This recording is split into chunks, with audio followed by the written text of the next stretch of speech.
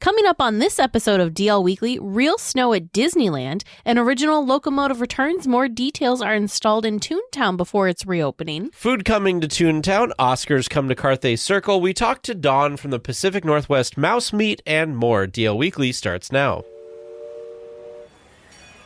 This is your captain speaking to you from the wheelhouse. I'd like to welcome all of you aboard the DL Weekly podcast. For safe passage on our trip, please do not sit or climb on the outside railings, and be sure to watch your children. The water can be unpredictable in these parts, and we'd sure hate to lose any of you. Well, hello and welcome to this episode of DL Weekly for the week of March 8th, 2023. I'm Teresa Urban. And I'm Teg Bushman. We'd like to send a shout out and a thank you to all current weekly tiers, including Megan M., Liberty M., Michael D., and Lynn P. for supporting the show. Without your support, DL Weekly would not be possible. Your support ensures the podcast will continue and that we can make it to the parks more often to bring you the latest news and information from the parks themselves. If you'd like to become an official weekly tier, head on over to dlweekly.net/support to sign up. Back in episode 222, we spoke with Debbie and Steve with Designer Park Company about their rope drop bag. If you have been wanting to get one of these park goer bags for yourself, be sure to use our promo code DLWeekly to get 10% off your purchase at designerparkco.com. Now let's get to the news.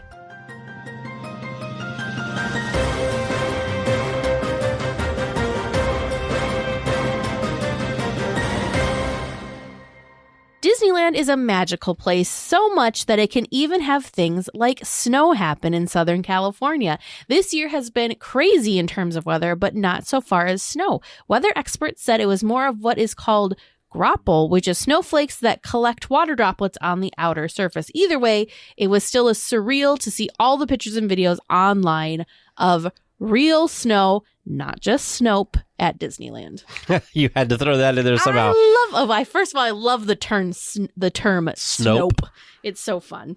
So I was seeing this, and first of all, I've been watching people online post about the fact that it's been raining so much in California. And from somebody who used to live in California, I know that you don't want to get too much rain, but I'm so glad that you are getting rain because California was a desperate need. And it sounds like a lot of the reservoirs and stuff in the state are starting to come back to at least decent levels. And they're not in a crazy drought for like the billionth year in a row. I know that because of the fires, there's been mudslides and all that stuff. But I think long term, it's great that they're getting water.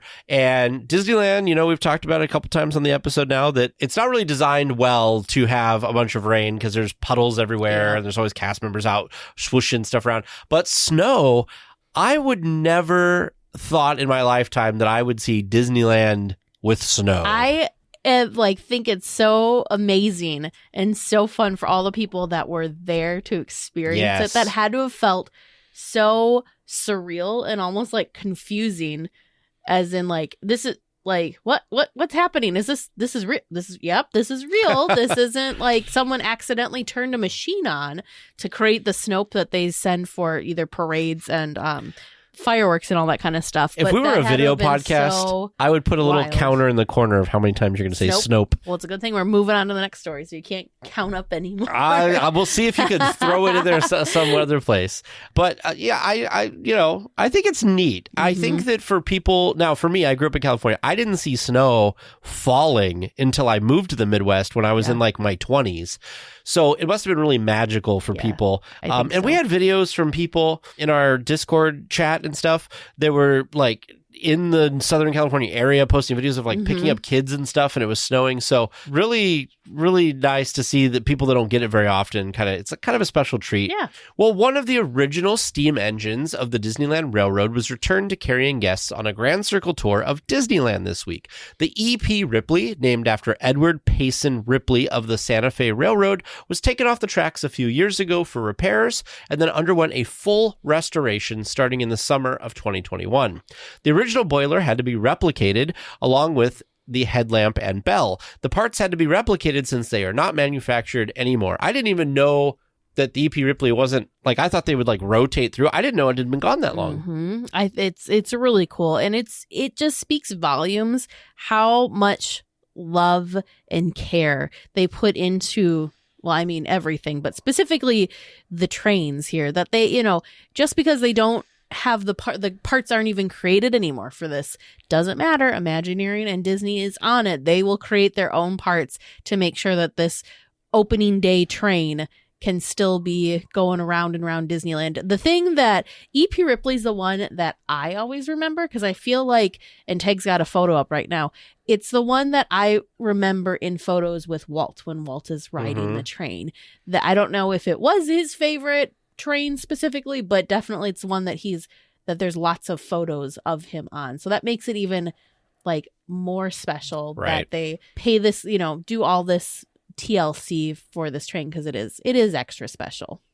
Yeah, I feel it's interesting because there's so many things, and I believe, I don't remember what Disney book I was reading, but they were talking about how they had to manufacture. It was that book that I can't remember now, but anyway, that sometimes they have to fabricate things. Yeah. And one of the things that I think that a lot of us don't think about is a lot of the people that actually know how to operate and maintain steam trains are getting up there in age. Yeah. So they're having to train new people in this craft that, like, really there's not a lot of places that run steam trains anymore and authentic steam trains like this. So I'm glad that somewhere somebody's keeping this, I would consider it an art form, kind of running. Yeah. Oh, yeah. Definitely. Well, with Toontown fully opening very soon, some new things can be noticed through the construction walls. A new Minnie and Mickey fountain sculpture was installed in front of Carthay Park, and the wishing tree has been installed and decorated with lanterns. Also, the Cafe Daisy sign has been installed for the new eatery. Yeah, and we're going to talk more about the eatery here in a little bit, but yeah, seeing some of these things, the wishing tree being put in place with some things hanging from it, I think looks really cool. I'm excited to see what that looks like at night. I was thinking the same thing. Cafe Daisy's looking cute. I'm excited to try the food, which we'll talk about a little bit later. We've still got some stuff like the market that's still behind the construction walls, but the new fountain that was, I think Disney, didn't they post? I thought Disney posted like a preview of this popping over the walls, or when they were installing it. I think they had a photo or something on Instagram of them like lowering it into place in the morning. So it's so cute. It's very cute. I'm glad that there'll be a fountain. I'm very excited to see it like turned on and moving. And yeah, it's adorable. Who knew? I mean, if you would have told us 5 years ago that we would be this excited about Toontown news, I would have probably thought you were crazy, because poor Toontown was in a sad state for a while. So it's really fun to see this area of the park get this kind of like be revitalized and have this new energy kind of inserted, or like put whatever you want, however you want to say it. But I'm really looking forward to it. Yeah, I agree with you. I think that we talked about how it's like you said, who would have thought we'd be talking about being excited about Toontown, like, and bringing, and Mickey and Minnie's Runaway Railway. What a great addition to put back there to bring all of the excitement and stuff. And, we've talked about the demise of Toontown for a long time, and it is nice that it's coming through. I think that it's going to be, we've seen only a glimpse of what the whole land is going to look like that's open so far, and I can't wait to see more of that. Well, we're just a couple of weeks from the reopening of Mickey's Toontown. Well, Disney released the upcoming food offerings of the soon-to-be fully reopened land. From kid-friendly items like the Cheese Please Pizza and Minnie's Mini Corn Dogs to adult options like the Cheesy Pizza Flopover and a Spring Garden Wrap. This stuff looks so good. Okay, now this is another thing. If you would have told my past Teresa, you're going to be real excited about Toontown food, I also probably would not have believed you. But I'm excited for these flop over pizzas. Too. It sounds weird, but of course, links in the show notes to the Disney Parks blog article on this that does have photos, but the photos make it look delicious. So it basically looks like it's a personal sized pizza, but they kind of fold it up so it's more like a sandwich, but it's got all of this cheese like oozing out, and it's topped with like maybe parsley or oregano and more like sprinkles of cheese. It looks so yummy. So yummy. And it looks like a good like grab. You could almost grab and go. It's not like you have to sit and eat it. And then I'm also excited about the Spring Garden Wrap, which is a plant-based offering coming to Toontown. So the dish combines romaine and quinoa into a wrap, and there's a creamy lemon dressing with toasted pumpkin seeds. And it comes with a side of house-made chips, which look They do look very good as well. And then for the kids stuff, standard fare, we've got cheese and pepperoni pizzas. Of course, the pepperoni pizza is in the shape of a Mickey with the big pepperoni slice and 2 smaller. Of course, there's some like mini corn dogs and some mac and cheese. And then mini donuts. I'm so excited for these mini donuts. Mini donuts. Daisy's Goody Goody Donuts with cinnamon sugar. And there's also these, so if you don't get the wrap that comes with a side of chips, you can also snag Toontown tater chips, which are the house-made chips with a chili cheese sauce. That sounds like a fun snack. But the thing that I am the most excited for, that is no surprise to anyone, but there is a new cold brew coming to Toontown. It's called the Specialty Cold Brew, which is made up of caramel mudslide cold brew coffee from Joffrey's with sea salt and whipped topping. Yum. And I'm also really excited about the Picnic Time watermelon lemonade, which is made with Minute Maid Zero Sugar Lemonade, watermelon premium syrup, and topped with watermelon gummies. I think that this perfect picnic basket sounds really interesting too, because you get like the snack size items in there, like cuties, mandarin oranges, yogurt smoothie, applesauce, granola bar, that kind of stuff, Dasani water, and then you get a picnic blanket with it as well. I feel like we need to get this. Really? I wasn't as excited about this. Well, I think it's cute. Like, it'd be cute to sit on the grass and have like a little picnic in Toontown. Yeah. Not for the food, but just kind of like the fun of it. Sure, yep. For one side, I'm excited about the fun. I do think it's a cute idea. I don't think I need to like do anything with that picnic basket or even the blanket, but I do think they're cute, and I think they're fun. You know what you do, Teresa? We have this nice little picnic, and then we create magic by giving it to some kid. There you go. But we get to enjoy the experience of sitting on it. Well, for a limited time, there is a special exhibit inside Carthay Circle restaurant. In the foyer of the restaurant, the honorary Oscar that Walt Disney won for Snow White and the Seven Dwarfs in 1937 is on display. It is on loan from the Walt Disney Family Museum in San Francisco.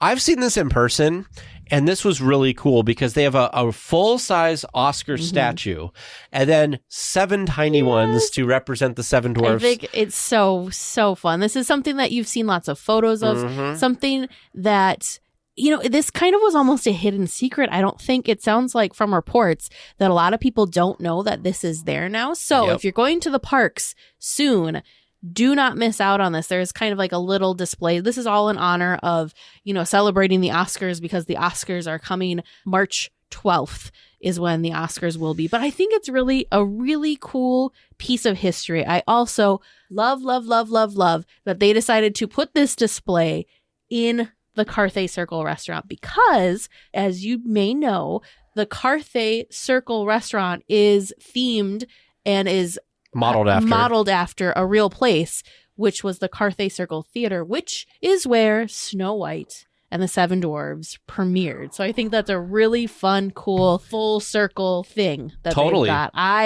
This won't be there. It won't still be on display when we go next, but I am really excited for any weekly tiers that are able to go see this. We just got to make a trip up to the Walt Disney Family Museum sometime. Oh, 100%. 100%. But like I said, I think it's extra cool to see it at the park at the Carthay Circle. Well, Teresa, I know something else you get excited about that you're also going to miss out this year. I'm excited about so many Disney things. Well, one of our favorite holiday events is returning this year. The 2023 Eggstravaganza will begin on March 13th and run through April 9th. To take part in the scavenger hunt and collect a fun collectible egg at the end, guests purchase a game board for $9.99 plus tax and locate all of the hidden eggs around downtown Disney, Disneyland, and Disney California Adventure.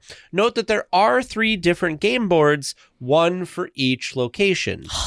That's even better because I don't think it's ever been 3. The Eggstravaganza, it was Downtown Disney only. So how fun that you could do it 3 times. And I'm kind of sad we're missing it because it would be cool to do one in each park. It would be. And the eggs this year are just themed to the classic Disney characters, the ones that they're showing here last year. So there's like Mickey and Minnie, Donald and Goofy, like all of the classics, Chip and Dale, the Fab gang, we'll call them, because I can't ever remember how many. Sometimes it's It 5, was the 6, 5, 7. but it's been 6. So, yeah. but anyways, all the classics. But I think that's so fun that they're doing, the classic characters on the eggs for the Disney 100 celebration. Yeah, it's such a fun, neat little thing for $10 to take part in it and then be able to do it. I know that Kate and her daughter, Jude, in our chat, they go and do this all the time. Lots of weekly tours. Like, it's an annual tradition. It's so fun. So they're going to do, it looks like a marathon and try to do all 3 in one night again. It's the Eggstravaganza Triathlon 2023. I love it. I feel like you should get a special prize for doing all 3. If I was in charge, I would make that rule. Okay, so I just looked up the eggs. It looks like there's Chip and Dale, 2 separate eggs. Goofy, Donald, Mickey, and Minnie. So where do you find that? I want to show it to the stream. I'm sorry, Daisy. Oh, Goofy got swapped out for Daisy. I was going to say because a couple of years ago when we did it, Daisy was part of the gang.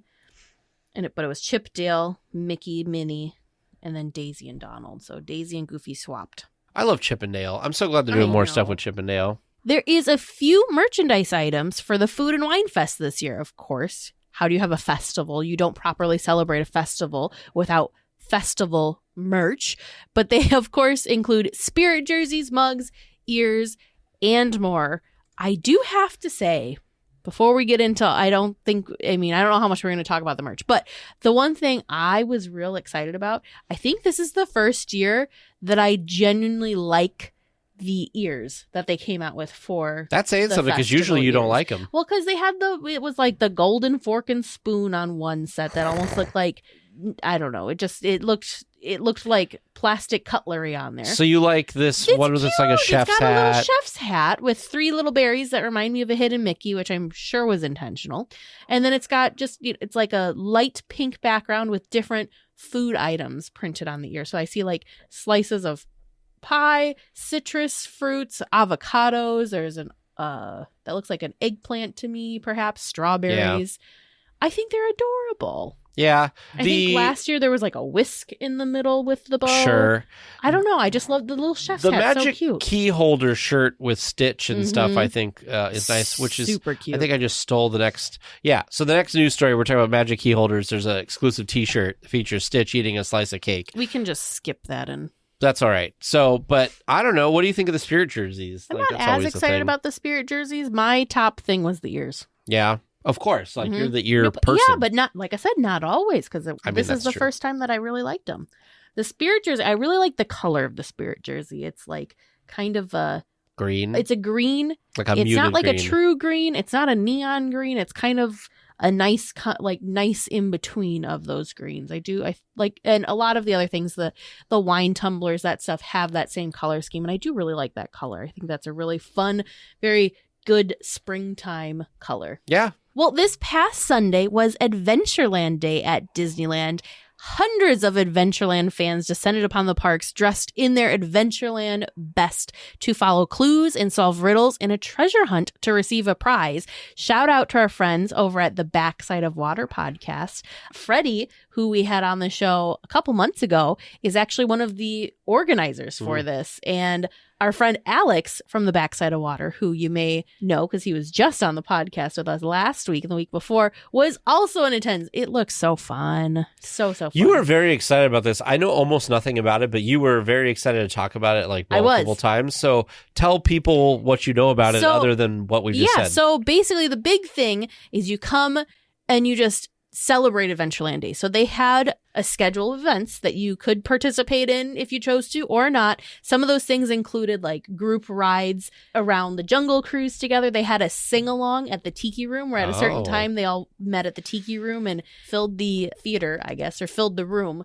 with Adventureland fans and all sang along with the birds. Freddie actually did a tour of Adventureland and talked a lot about the SEA and kind of did some history there. There is an Adventureland song that the group sings, and they did this big massive picture of the entire group all on the steps in front of the train station because the group was that big that they couldn't take the group photo in Adventureland. So yeah, I thought that was so fun. So it's just, good fun with fellow adventure fans. I told Vern about it. I said, if we lived in California, you know what we could be doing today? And he's like, what could we be doing today? Thinking, he knew it was going to be a Disney themed. And I said, it's Adventureland Day today. He's like, what? What is that? Because Vern, favorite attraction, the Jungle Cruise. Right. And yeah, he would like, we're going to have to, one of these years, we're going to have to make it a point to go out there and experience Adventureland Day. This is an unofficial event. It is not a Disney, like Disney doesn't organize this. It's a fan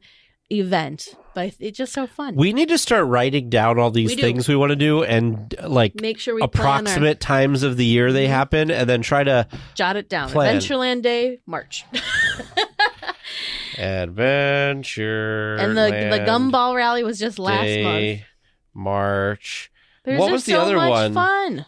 I would like to, I've been before, but I'd like to go for the podcast. I like to go to Gay Days, which is usually, I think it's like the weekend that's in the whatever. There's Dapper Days. Well, we've got some going already. All right. A Sweet Disneyland Classic has been updated at Pooh Corner. The classic Tigger Tail has been updated with a new coating that replaces the previously orange-colored white chocolate with an orange-flavored confectioner's coating. The new version looks much closer to Tigger's actual tail, and I have never had any of these because I'm not a huge marshmallow fan. I'm curious about this because it looks good. It does. It's very visually appealing.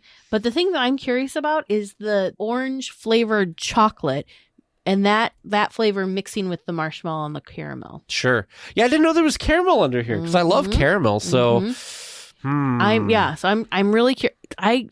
This is not something that like screams gotta get, but it's piquing my curiosity. We might have to get one of these next time just to experience it, just to know. Because this is a very popular, this is like one of the staple Disneyland treats for some people. Some people really like, their thing's churros. Well, some people, their thing is Tigger Tails. So yeah. I'm very curious about the Tigger Tail. I think on this next trip, it'll be the best because like Vern and James are really good at just eating whatever. We can each have a bite. And then it's like, because it's 4 marshmallows. That's perfect. Well, yeah, but I'm not going to have a whole marshmallow. I just know that, like, I'm not that big of a marshmarshmallow fan, so, unfortunately. I feel like a bite is almost a marshmallow. Yeah, but I would do, like, half. Those are big marshmallows, though. Yeah, that's true. Like when I do a s'more, I do half of a marshmallow. Oh, really? Because a whole marshmallow is just too much marshmallow for me. Anyways, it's one of those things I'm curious about. So if any weekly tiers are Tigger Tail fans, let us know what you think. Are you excited for the change? Or are you kind of confused and wondering why they're throwing another flavor into the mix because everything was wonderful as it was? It's always dangerous to mess with somebody's favorite thing. Could you imagine if they like switched the recipe of like the Dole Whip or something?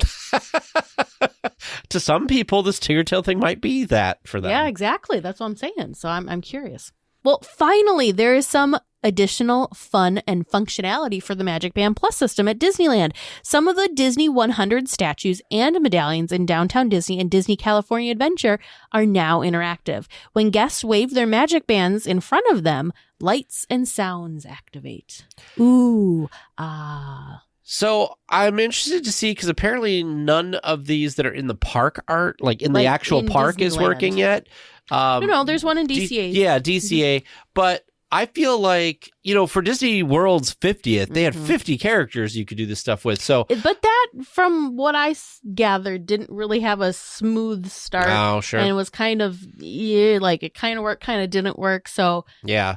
I'm excited to see what these look like. I haven't seen videos or audio of any of this stuff yet, but I am interested to see what it looks like and what it sounds like when it actually runs. Are you excited to get your Magic Bands out? Oh, yeah. Well, and do more than just... I'm still mad about the Magic Band situation. Although when we go, I'm hoping that producer James and I will be able to actually play the game because we'll have charged Magic Bands and not have the same problem that happened to us before. I'm not bitter at all, Disney, not at all. For having a product that's hard to tell if it's... Anyway, for weekly tiers who are looking to own a piece of Disneyland itself, there is an upcoming auction you might want to look into. On March 25th and 26th, the Art of Disneyland, from stagecoaches to monorails and more, will be held in Beverly Hills, with previews March 20th through the 24th from 10 a.m. to 5 p.m. at Heritage Auctions. For a list of all the items and the location, check out the link in our show notes. Talk about a rabbit hole. I spent way too much time looking through page by page by page, all the different items listed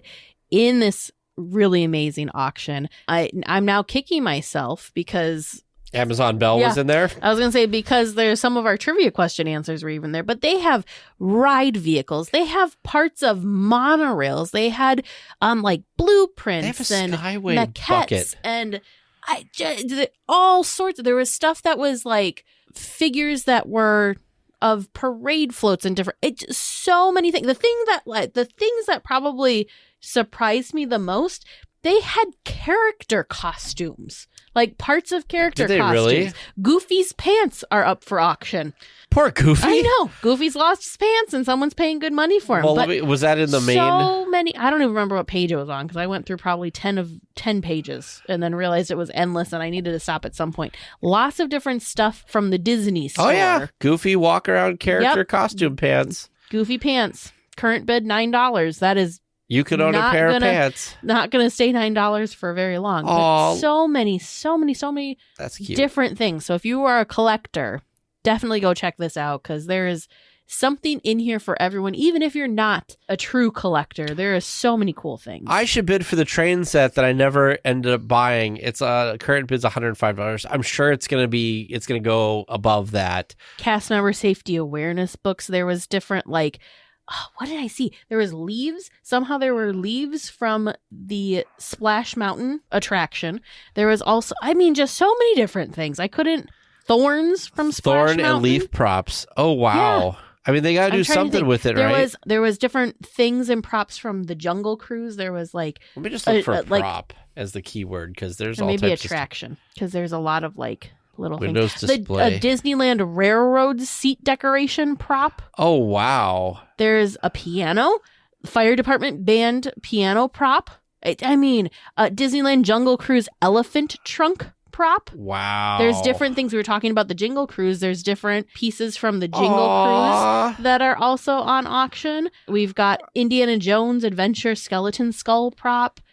The Country Bear Jamboree Henry Beehive prop, his little drink that was on his, I think it was on his piano.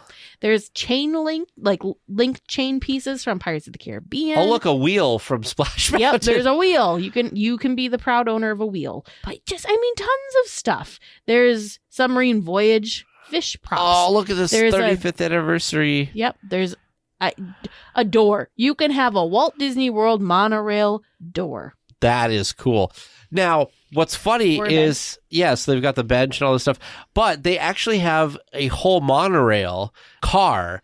And I was like, oh, it's not very expensive. But then I realized, where am I going to put a whole monorail car? That? You can have an Epcot trash can. That is pretty cool. So many cool You know things. that you're a ridiculous fan when you're like, a garbage can. That sounds so cool. And you know what? We are all those fans and think that would be so cool to own that garbage can. Oh my goodness. It's amazing. There's ambassador pins that were up for auction. There was also awards, cast member awards. Alice in Wonderland stuff. leaf prop. It's amazing. A Peter Pan's Flight Opera House photo prop. Mm-hmm. That's cool. There's too many good things on here, Teresa. Now that you're only looking at the prop section too. A Main Street bench. Yep, amazing. There's so many cool things. This feeds into the problem, though, that we've learned that things aren't like the original.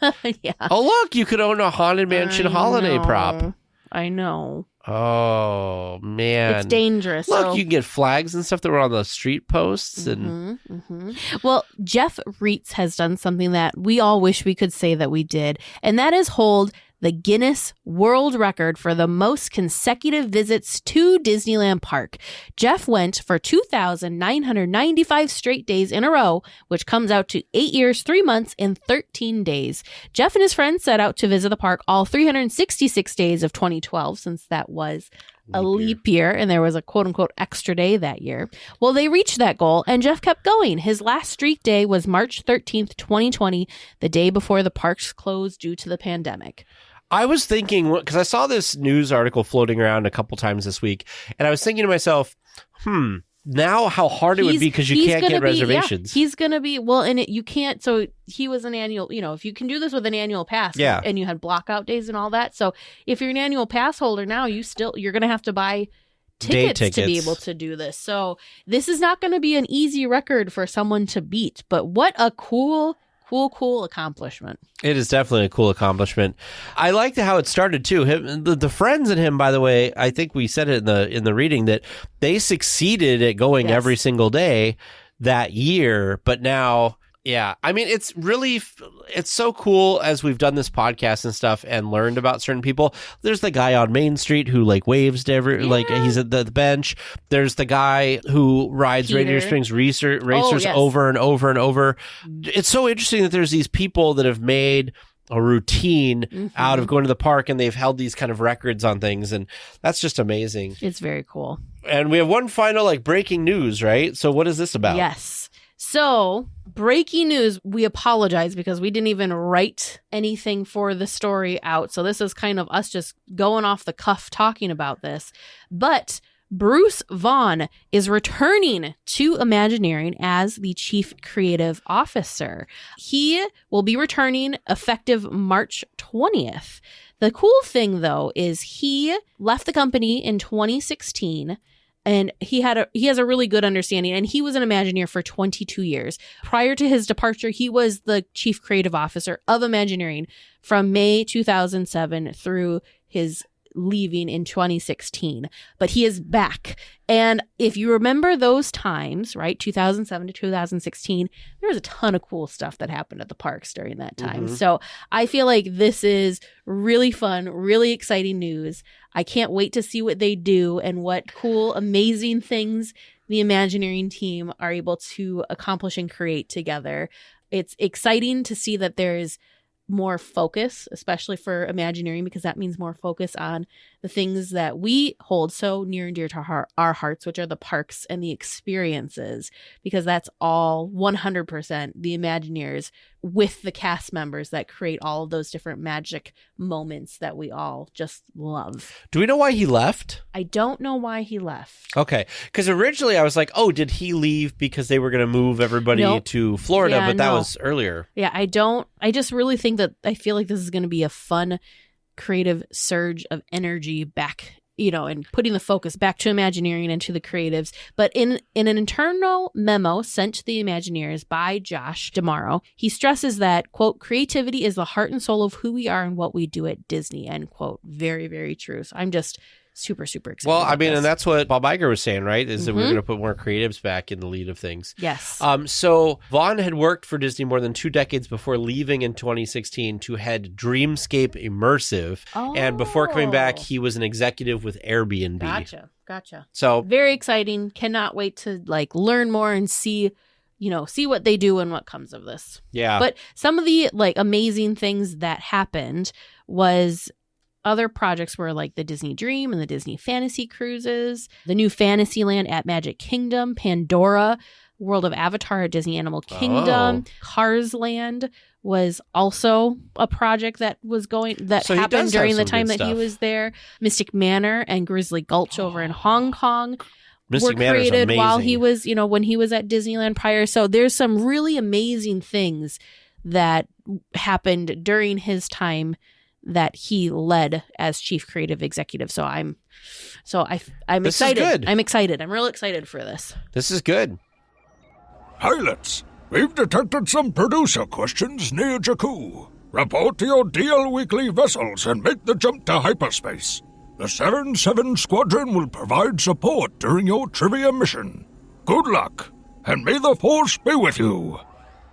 Welcome to Trivia Land. How we feeling tonight? You ready to answer some tough ones? Because I'm not even going to beat around the bush. This is going to be a rough night. Oh, boy. You ready? Sure. Excellent. Let's get to it then. Your first question tonight from listener Brooke A. What is the title of the theme song of the Main Street Electrical Parade? The Baroque Hoedown. Yep, the Baroque Hoedown. Is that your final answer? If it's not Baroque, don't fix it. What movie is that from, Ted? Quick. The Castle with the Beast, yeah. Also known as Beauty and the Beast. Well, for some reason, Beauty and the Beast, I always think of the castle first for some reason. Or if it's not Baroque, it might be Renaissance. Don't fix it. Oh, my goodness. Ed, your second question today from listener Tara F. There are 2 display windows outside Coca-Cola Refreshment Corner on Main Street, USA in Disneyland. How many bottles are in those displays? I don't even know if I could tell you anything about those. I think it was Philander was talking about these windows. I don't remember how many bottles there are. Do you even know about these windows? Huh? Tag, do you know about these windows? I don't know anything about these windows. They're actually, I was They're like double checking the answer on this and doing a little research, and it's kind of a little mini museum in homage to the history of the Coca-Cola bottle and how it has evolved through the years. And there are Coca-Cola bottles that have been produced internationally, and it's a fascinating little display. I will say, I'm just gonna pick. Let's see. It's Let's see. 5, 6, 7, wait. 18. I'm gonna pick 55. I'm gonna pick 67. Right? Just on 67 right now. Sure. I'm gonna pick 67 because that's all I got. And you said 55. I'm gonna go with 55. All right. So your answers are 67 and 55. Is that your final answers? 55 is a good Final. choice. Yeah. All right. Your third listener submitted question from listener Tabitha E. What are the names of all the portraits painted on the wall within the Pirates of the Caribbean queue? Oh. What do you mean? What are they? What are their names? So Captain Barbossa is one of Barbossa's them. on there. Captain Jack Sparrow is on there. There's two women. I don't remember their names. There was one, because I saw this on an Imagineering Monday thing from Philander on Instagram, that there Philander used to getting all the be shout outs. that there used to be a contest or something. One of the guests used to be there, but that's not there anymore. Yeah. That's right. Okay. Oh, so probably Red. I think Red is one of them. I don't know isn't if she? Red's on there or not. I'm going to say Red. There is like two women like together. Okay. I want to say So you said Barbossa, Sparrow. is Lafitte in there? Oh. I'm gonna say Lafitte. Lafitte. I'll jump on board that boat. And you said Red. It's not Red, it's someone else. And there's another Because there's 5. Just for clarification's sake, how are you spelling red? Redd. I'm stuck on the two women. It's in the one that's the two ladies is not I don't Red. even know who else would I don't know I don't know. I'm just gonna leave mine at that. Okay. So I'm gonna hurt myself trying to think. So I said Trying to, Barbossa, Jack visualize Sparrow, Red with 2 D's, and Lafitte. And Teresa said Barbossa, Sparrow, and Lafitte. And there's the two women. And 2 women. But I don't remember the women's names. I'll just write 2 women. She has a little woman? Oh. She has a little woman. All right. So we wrong have movie. Barbossa, Jack Sparrow, Lafitte, Red, Oh. and the 2 women. No, I'm going to jump on your Red boat because I think Red is there now that you said that. Oh my Now that I'm goodness. thinking, I'm going to jump with Red. Now that you're Okay. thinking. So Red and There- 1 woman. No. They're the two There's ladies. still 2 women? Yeah, there's still 2 women. Okay. Final answer? Yeah. Final, I hope. Okay. Well, it has to be. Move on quick, then she can't go back. And your fourth and final regular round question, submitted by listener Donna S. How many total Jungle Cruise boats are there? Ooh. And how many run at a time? Ooh. I'm going to say 12, and I think 7 run at a time. 14 is sticking out for me. I have no idea Okay. why. And how many run at a time? I'm trying to think of the loading and load, how many we see at a time. There's usually 3 at the dock, Mm-hmm. and then 1 around the corner, then however many are out. I'm going to say there's 10 running at a time. 10 running at a time? It's a pretty big jungle. Yeah, but you don't see a lot of, they space them out pretty well, I want to say. They do and they don't. Now we'll find out. So, Teresa, you're saying 14 and 10? Yeah. And Tag, you said 12 and 7. Dang it. We should have asked Alex Correct. last week Okay. what the numbers were. Yeah, we're going to remember. I would have had a much better shot. Much better chance. All right. And your first bonus question, how many of the Jungle Cruise boats can you name? Oh, no. Well, there's the Amazon Queen. No. The Amazon Queen. I knew this was going to happen when you started talking about Jungle Cruise boats. This is I don't know why this is such a difficult question for me to remember. We've talked about this before. I think we've had this as a question before, and I just cannot remember the names of the boats. Well, I know there's the Amazon something Queen. Nelly. Isn't there something Nelly? I don't know. I think there's a Congo Zambezi something because it's all rivers, isn't it? Yes, but I don't know. I don't. I got Amazon Queen. And there's something about the Congo. Oh, maybe it's the Congo Queen. Maybe they're all queens. I don't think they're all queens. No, they're I'm not gonna all put the queens. Congo Queen on here as well because I can't. there's also like the something lady, isn't there? There's like the something lady and This is somehow my brain just can't retain these names. I think the bonus has stumped us largely, Vern. Okay. Especially because we have to be naming at least 12 or 14 of them. Yeah, Amazon Queen, Congo Queen, and the something lady. And the something Nelly. And the something lady. Okay. We've got the 2 women in the Pirates Yep. queue, the something lady over at the Jungle Cruise. We're doing real well. Yeah, real well. And your extra bonus question I tonight, felt sad for us. That's what because this one fascinated me. In the holidays, the Jungle Cruise boats changed their names. Do you know any of those? Not anymore. They used to. Oh, well, do you know what they were? No. Jingle something. Jingle something? Yeah. Like the something Well, I lady? mean, it's the Jingle Cruise, but I don't know. I have no idea. Yep, we're sunk on that one. Okay. Well, listeners, how do you think they did? Terrible. And how did you do You listening can be at home? If you'd like to find out how many they got correct, you'll have to stick around until after the discussion.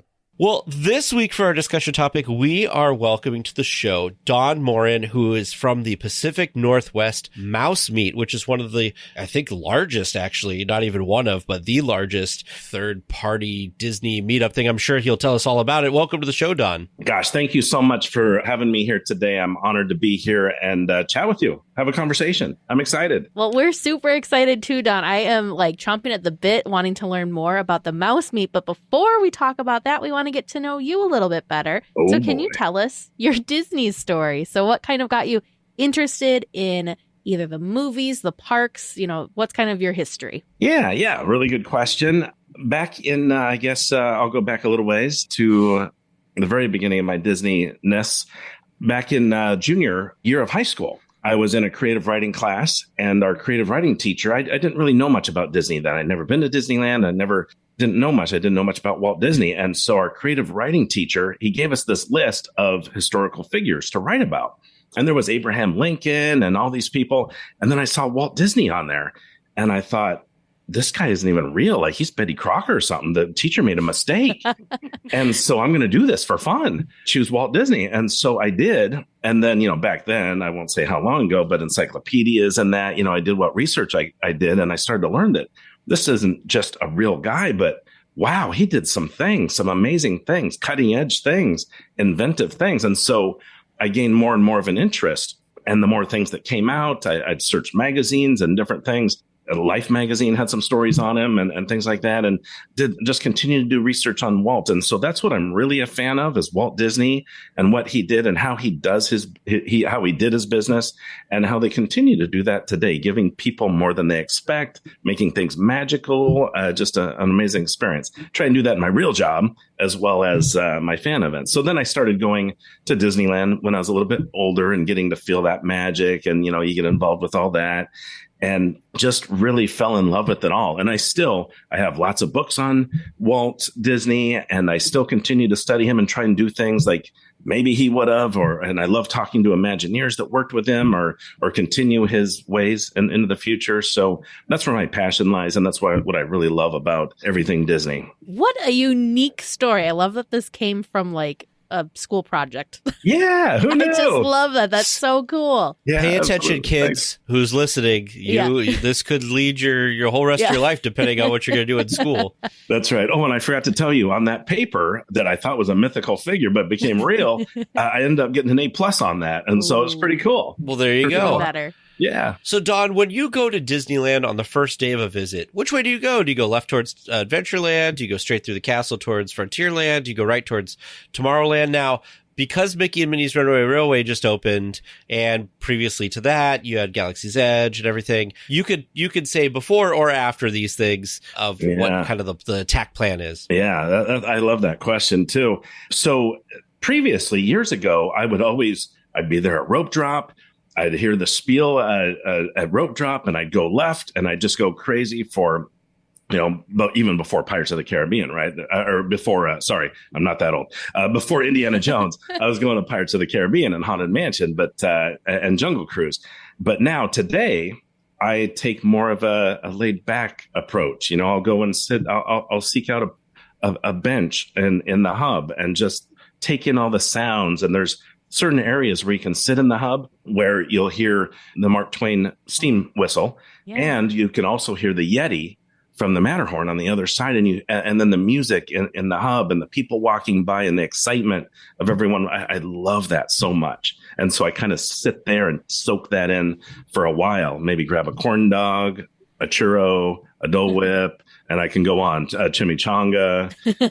I can go all the snacks. Yeah, absolutely. So I take a more laid back approach now and just kind of stroll and soak it in, right? I believe we refer to that as let the Disney winds take you where they will. Yes.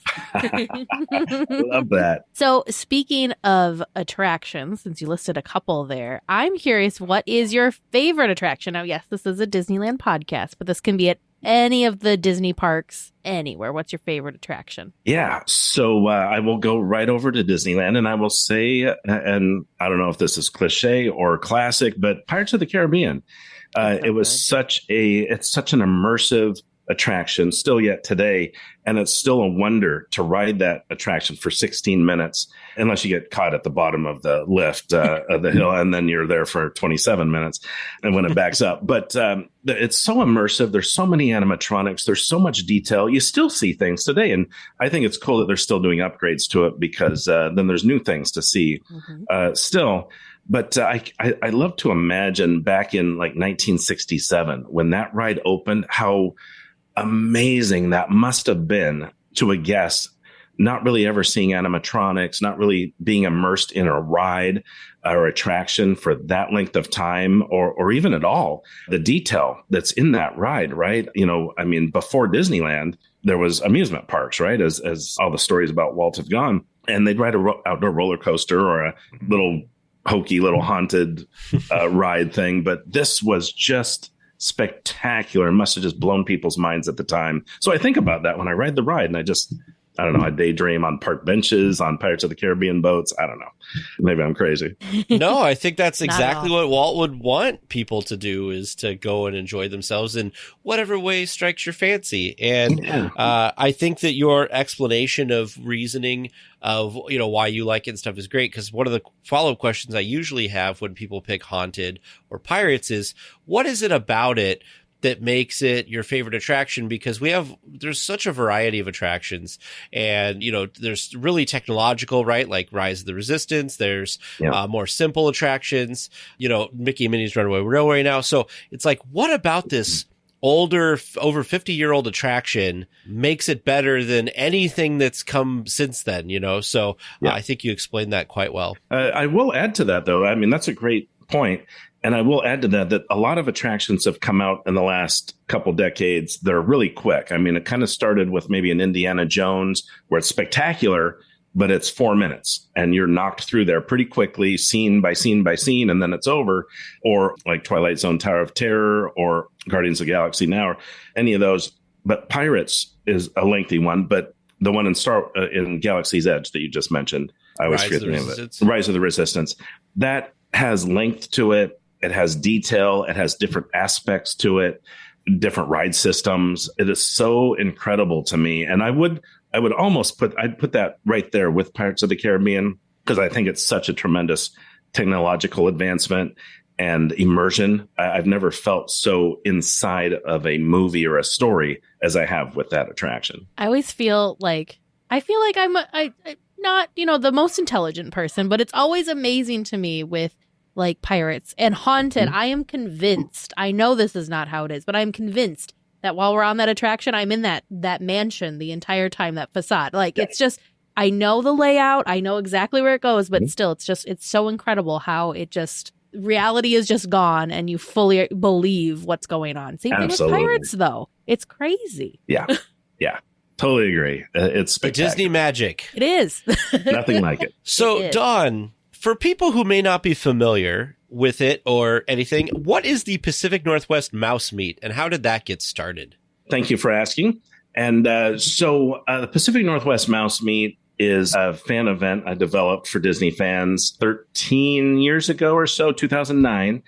And Wow. The reason I developed it was I was going to events down in California when I could, in the mid 2000s, early 2000s, I wanted to hear stories about Walt Disney. And so I'd go down and see these Disney people who Imagineers or animators who worked with Walt and told stories about Walt. And so I would travel down there to see these people, but I couldn't always get down there. And I had friends that were like, gosh, I wish I could have gone with you. That would have been neat. And so I was talking to some friends one time and I said, it'd kind of be cool if there was something like this here. Like, is there anything like that up here in the Seattle area? And they said, no, but you should do it. And so I'm like, well, that's not what I was thinking, but okay, I'll give it a try. And so the first year I put it together, and I had no idea if there was 20 Disney fans or 1,000, or I had no idea what was in the Pacific Northwest. And so I took a chance and did this, and did in a smaller area of a venue that I was at. And I sold out the first year at 150 tickets. And I was like, wow, this is crazy. We had the model for Tinkerbell, Margaret Carey there, and some others. And now 14 years later, with, the couple of years off for the COVID thing, we're thriving fantastically. Our event, now we're up to 500 guests, and we cap it at that to keep it a smaller, intimate event. Mm-hmm. And I think our guests really enjoy that it's smaller and more intimate like that. Everyone can do everything. They can see all the vendors. They can see each guest speaker presentation. They can meet and take a picture or get an autograph with our guest speakers if that's something they want to do. So they get to do everything.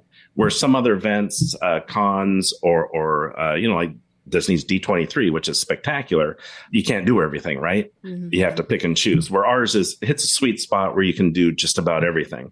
So we have Disneyana vendors, we have sponsored travel people, we have photo ops we build, great displays that you can get your photo with, and then we have always try and bring up fantastic guest speakers every year and put on a show, and it's a lot of fun. I was looking at the website, and you have listed some of people that you've had in the past, and you've got quite the list. So of course, we've got several former Imagineers. I'm looking at Joe Rohde here, Tony Baxter. I think Kevin Rafferty was on here, Bob Gurr. Yeah. I mean, like, such a cool. It's amazing to me that being, kind of a new event, when you were starting out, being a newer event, that you were able to connect with these people and they shared that same excitement and came up and helped you kind of grow this event to what it is. That just sounds incredible. The guests that have attended our event from first year and throughout, and it's, there's been new people and people have moved away, but people do come from all over the country, 10 different states every year or so on average, and Canada. But yeah, absolutely. We've been able to bring up so many folks. And I remember a year or two, I had Disney legend Bob Gurr up. Yeah. And a buddy of mine who was on my team, we did this thing at my house before the event, and Bob Gurr is sitting in my house at my kitchen table, and my buddy walks in and he just stops and his jaw hits the floor, and he pulls me aside and he's like, Don, you have Bob Gurr in your kitchen. It doesn't get any better than, it's never going to get better than this, right? And so we laughed and we thought about it, and it was quite the honor, right? I mean, I was one degree away from Walt Disney at that moment, and that was pretty spectacular.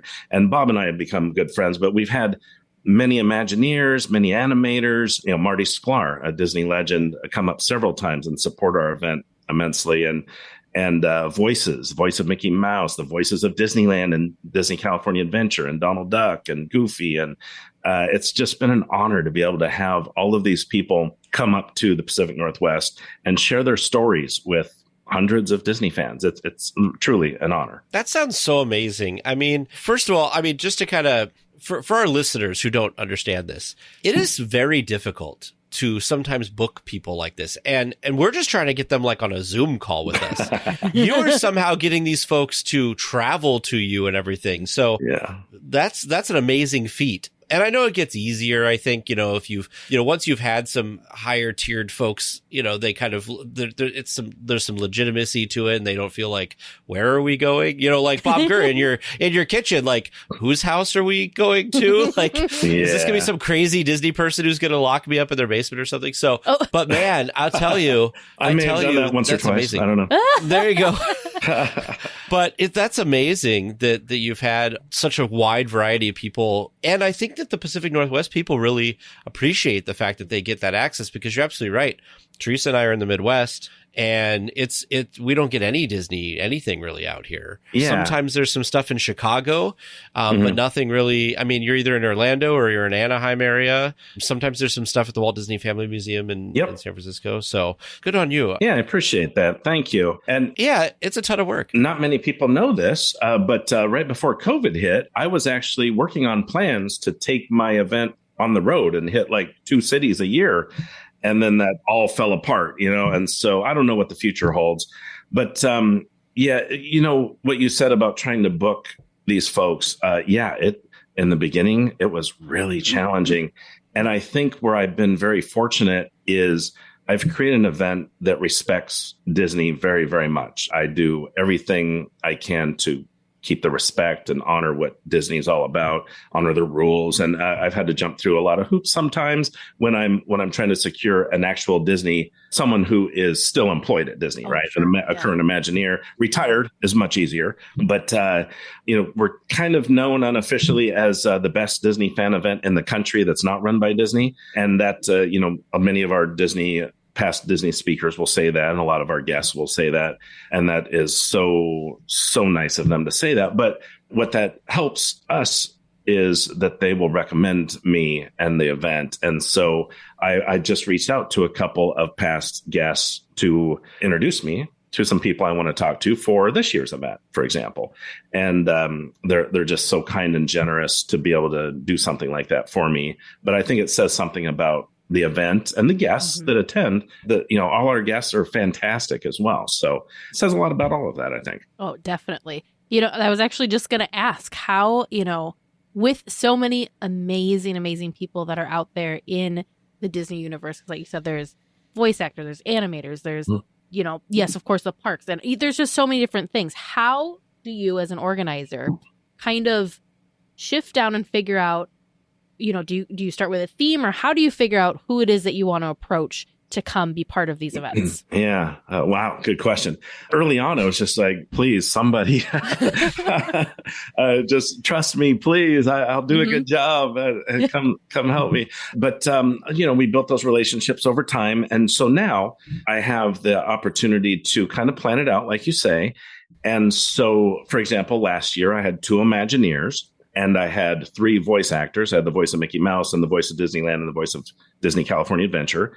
The Imagineers were Kevin Rafferty and Sharita Carter. And then the 3rd guest speaker slot was Roger Gould from Pixar. And his job is to ensure that whatever's happening in a Disney park is correct with the characters and the story from the films. And so he's kind of this cross between the parks and Pixar, which is amazing. But so I say all that was last year's an example because I want a variety, right? An Imagineer segment and a voices segment and a animator segment or something like that. I want to offer variety each year. Sometimes we get 2 Imagineers, and that's fun too. Who doesn't like more Imagineers? But trying to vary that. And it's a lot of fun. You never know who has availability. They might want to come, but are they available? And it's fun. It's a little stressful, but it's also a lot of fun to see how it all works out and who is able to come. And then I get to announce that to all of our guests that have bought tickets. And that is the best thing ever, to be able to announce like, hey, we're going to have these folks.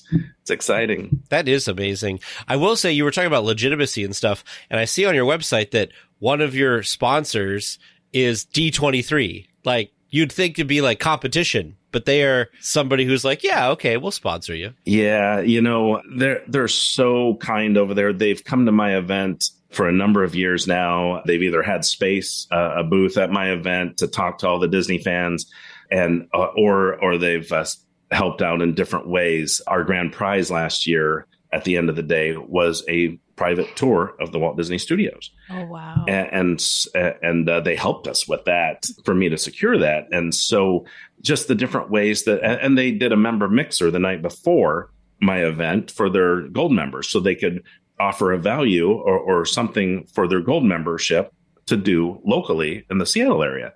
And so hopefully they find that it's a benefit to them, because all of these Disney fans are, obviously they're Disney. Everyone loves what they do. And so they're very generous in supporting what we do and recognizing, I guess the most amazing thing is they recognize that we're doing things in such a manner that we respect Disney, and they see that, and they are willing to do some things with us. That's a really incredible honor, and like something that's not easily earned either. So congrats to you on that. Thank you. I appreciate amazing. That. Thank you very much. I can't do a lot of things. Like I can't put Mickey Mouse everywhere, but we do. It's the Pacific Northwest Mouse Meet, and we're celebrating all things Disney. And so we can do that. We can have our logos, our Pacific Northwest Mouse Meet logos and our theming, and we can make these photo op displays that are themed to Under the Sea kind of thing or a Pirates kind of thing. And we can get really close, but we don't want to step on anybody's, we don't want to step over the bounds, right? We want to be very respectful and then bring up these guest speakers, and they can tell their own stories of working at the parks, right? Or in the company. That's so cool. So can you, for those of us, Tag and I included, that have not been able to attend your awesome event yet, can you kind of give like a rundown or kind of explain to us what does the weekend entail? Is it just a one-day thing? Is it a full weekend? What can you expect? Oh boy. So Saturday is our big day. That's our main event day. And that's where we have 3 guest speaker times. We have rope drop, and we have Disneyana vendors and things to do and interactive things and games. And there's a theater where people can come watch the guest speakers.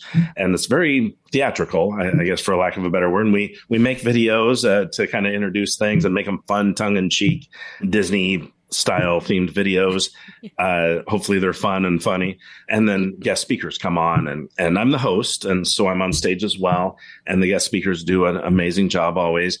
And we also have a charity aspect where we have a bunch of amazing raffle prizes that people can donate to and try and win at the end of the day. And it's just such a fun day. And in the slower times, people get to meet each other and chat and meet new friends and talk Disney, which is fantastic. There's pin trading and lots of other things. So that's the main event day on Saturday. Friday night, though, we found a lot of people get into town from out of town, and they stay in the hotel. So we started a Friday night kind of meet and greet thing, and where everyone got together and they can have fun, and we can do trivia and do dinner and have a good time. It's more unofficial. It's not an official event, but we try and do a welcoming thing. And there's room door decorating in the hotel. So there's lots of fun there.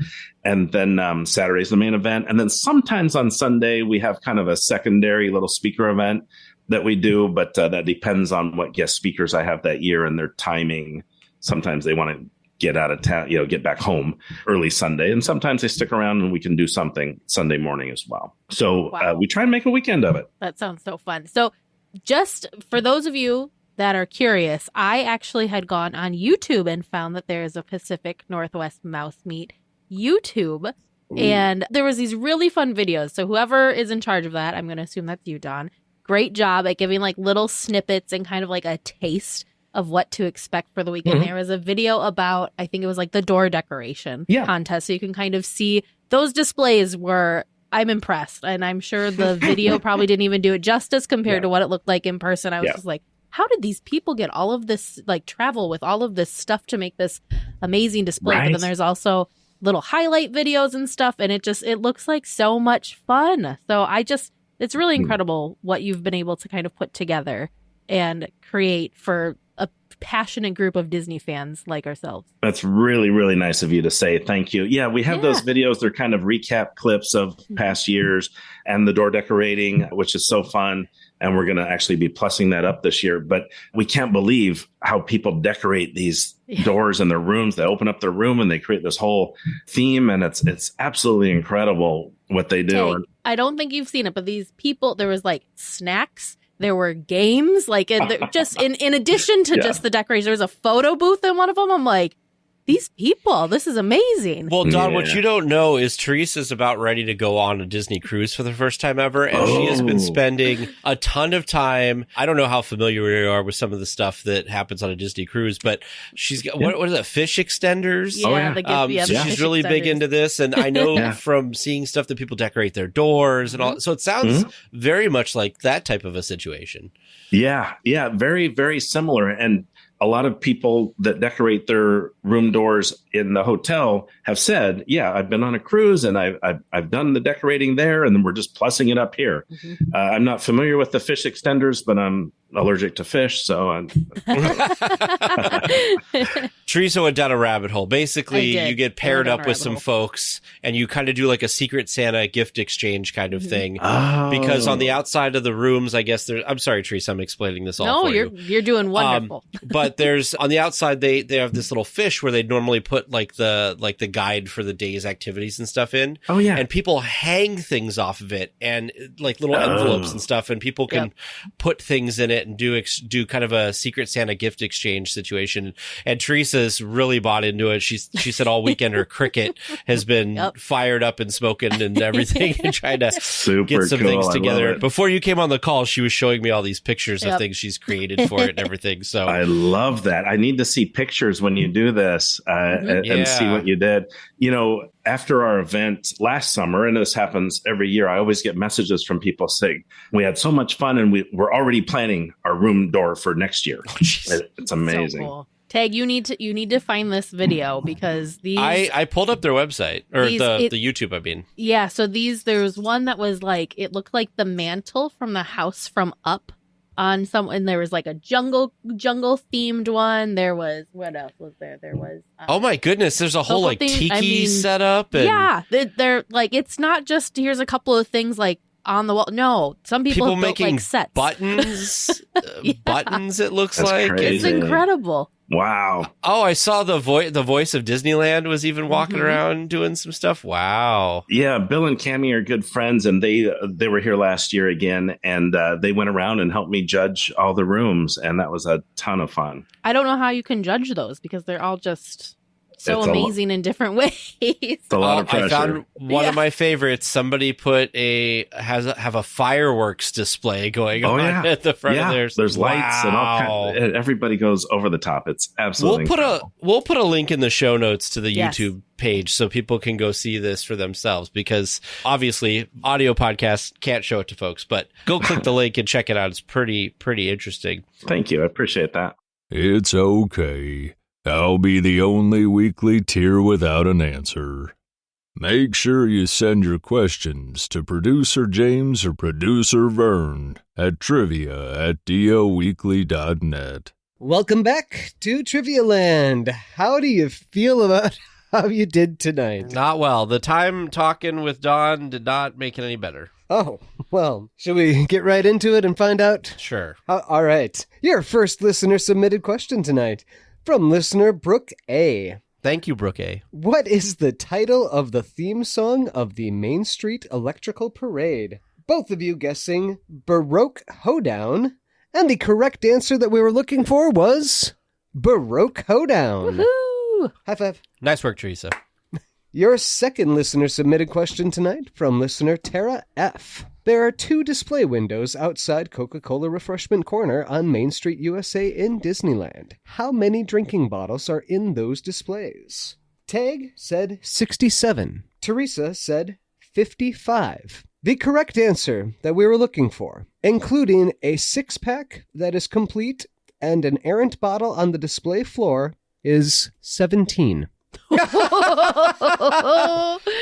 I was just 50 off. I was only 50 off. I feel like I need to put in like the ba-bum, ba-bum.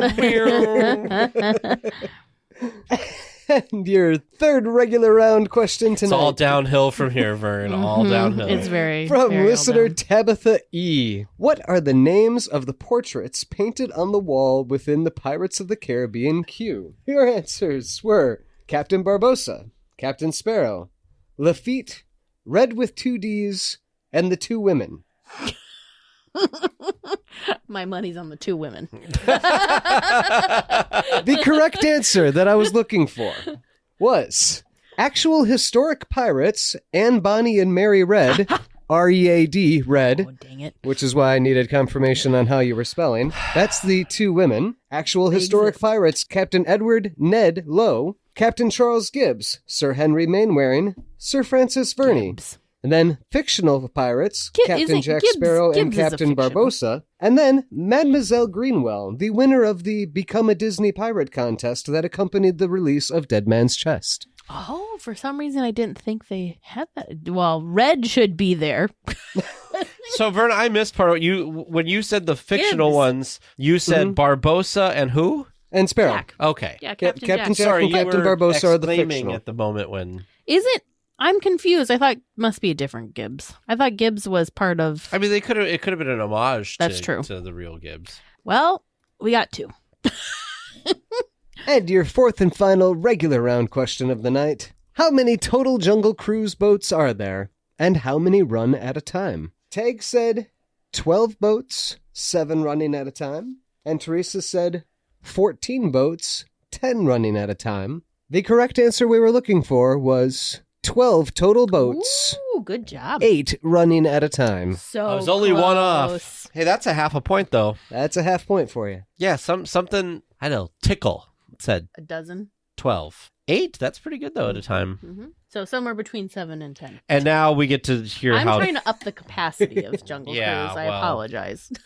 Well, now we get to hear Oh, yes. Our how terrible failure. we've done at this. And your first bonus question, submitted by listener Donna S. How many of the boats can you name? Not Not- many. Your Not answers.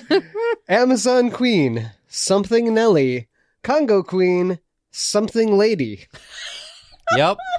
That sounds like us. Sad. The Sad, correct sad, answers sad. that I was looking for. Amazon Annie, Congo Connie, Ganges Gertie, Hondo Hattie, Irrawaddy Irma, Kwango Irma. Kate, Nile Nelly, Orinoco Ida, Sankuro Sadie, Akuyali Una, Yangtze Ying Ying, Zambezi Zelda. Whew. Did we get anything right? Have these always been their names, though, Vern? Do you know? I believe there have been changes through the years. This is the most current list I was Okay. able to find. Yeah, because I thought they used to have more like Queen and blah, blah, blah. Congo Queen came up in a few websites, but Congo Connie was the most frequently found and the most currently found. Gotcha. This definitely feels like a newly revised list that has been changed through the years. Sure. Vern, where did you get your list from? This is off, specifically this one is off Wikipedia,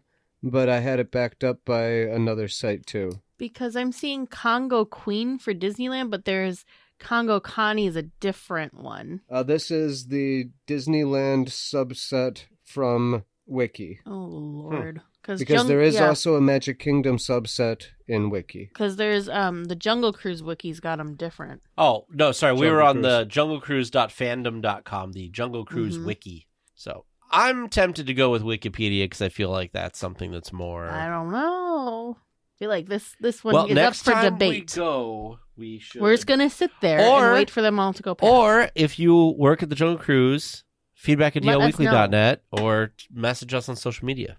And your extra bonus question, inspired by, not specifically asked by Donna S., do you know the old holiday names of the Jungle Cruise boats? And from my research, I was able to find, so you said Jingle Something. And in my research, I was able to find Jingle Annie. Woohoo! Well done to you. Candy Cane Connie, Gingerbread Gertie, Hanukkah Hattie, Irrawaddy Snow Woman, Kwango Under the Mistletoe, Noel Nelly, Navidad Ida, Sugar Plum Sadie, Evergreen Una, Yuletide Ying Ying, and Peppermint Zelda. Wow. So fun. You know, I wonder why they don't bring back the Christmas I don't version. know. Because they still do the Christmas version in Disney World. I know. I wanna experience it. So how poorly did we do, Vern? Pretty poorly. Tag got 1.5 points. Woo! Teresa got a point. Woo! I think that's a good job, us. Mm-hmm. That was a tough week. Tough week. Well, listeners, do you think you've got some great questions that are going to stump them just as much next week? If you've got that perfect question that you'd really like to hear on the air, feel free to send that to us at trivia@dlweekly.net. Well, we will be back next week with more Disneyland news and information. Until then, go out and enjoy the parks. Please remain seated until the podcast comes to a complete stop and the doors have opened. Then collect your belongings, watch your head, and step carefully from the episode. On behalf of all of our crew, thanks for traveling with us, and we hope you have a happy and memorable visit here at DL Weekly.